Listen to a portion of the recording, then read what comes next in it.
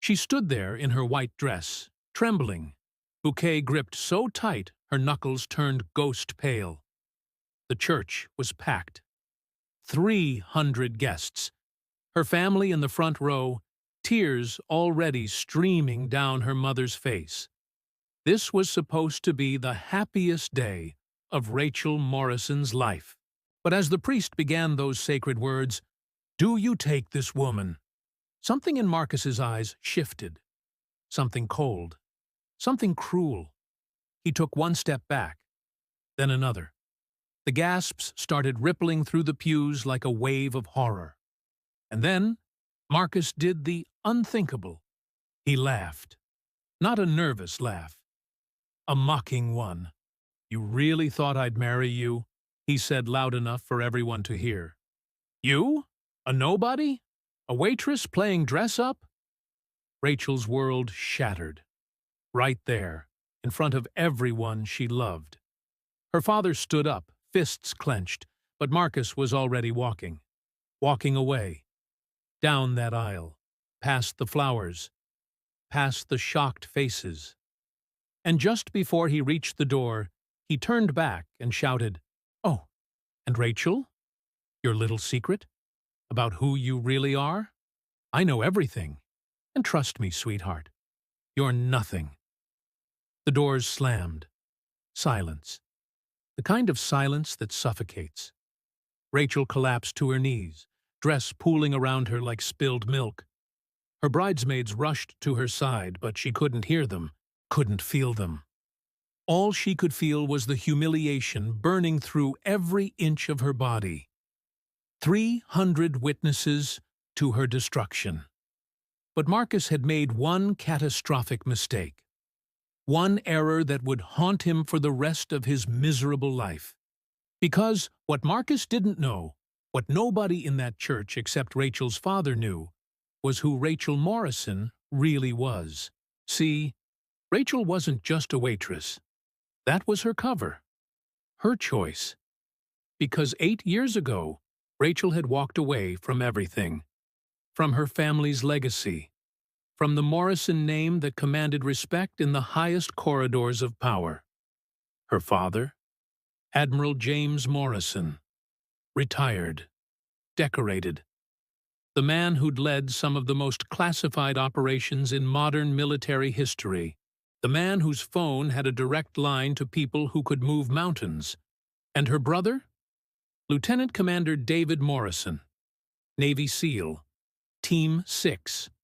The kind of operator whose name you'd never hear because, if you did, he'd already completed a mission you'd never know existed. Rachel had left that world behind because she wanted normal. She wanted real. She wanted to know that someone could love her for her, not for the power and connections her last name carried. So she'd become Rachel Morris, worked at a diner, met Marcus at a coffee shop, thought she'd found genuine love. She was wrong. As Rachel knelt there on that altar, her father's phone was already out. One text, just 2 words.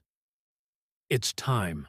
Because Admiral Morrison had been watching Marcus for months, had him investigated the moment things got serious, and what he found made his blood boil. Marcus Hendricks, con artist, serial fraudster, 3 previous engagements to women from wealthy families. Each time he'd learned their secrets, stolen what he could, and vanished. He wasn't walking away from Rachel empty-handed. He'd already drained her savings account, stolen her identity, taken out loans in her name. He thought he was getting away with $50,000 and a clean escape. He thought wrong. Outside the church, Marcus was climbing into his car, grinning, already texting his real girlfriend about the score, when he heard it, a sound that made his intestines turn to ice water. The deep, thunderous rhythm of helicopter rotors. Multiple helicopters. He looked up and his face went white. 3 Black Hawks. Circling. Descending. Then the street filled with the screech of tires. From every direction, black SUVs poured in like a flood. 10, 20, 50, 100. They formed a perfect perimeter around the church in under 30 seconds. Doors flew open and they emerged. Navy SEALs, Marines, federal agents, all in tactical gear, all moving with the precision of a perfectly choreographed dance of justice. Marcus tried to run, made it 5 steps before he was face down on the pavement, hands zip-tied behind his back. 3 operators kneeling on him with the weight of karma itself. Inside the church, the doors opened again. This time, it wasn't a coward leaving. It was Rachel's brother, David, walking in with his entire SEAL team behind him. Still in their dress uniforms. They'd come straight from a ceremony in Virginia, dropped everything. Because that's what family does. David walked straight to his sister, still kneeling at that altar, and he knelt beside her.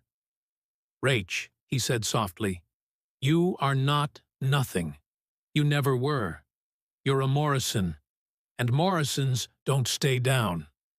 He helped her to her feet. As she stood, the guests rose with her, every single one, and they began to clap, slowly at first, then building into thunderous applause. Because they understood now.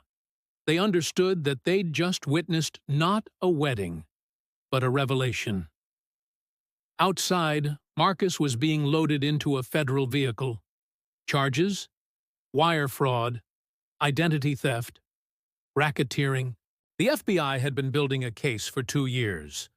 Rachel's humiliation had just become his prosecution. He was looking at 20 years minimum. Rachel walked out of that church with her head high, her brother's arm around her shoulders, and 1,000 of America's finest warriors standing at attention as she passed.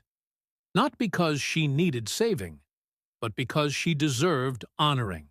6 months later, Rachel opened her own restaurant, paid for with her own money, recovered down to the last cent. And on opening night, guess who showed up? Every single SEAL from David's unit, the Admiral, and 300 guests who'd been at that church. Because sometimes the universe doesn't just give you closure. Sometimes it gives you justice. And sometimes the person they thought was nothing shows them she was always everything.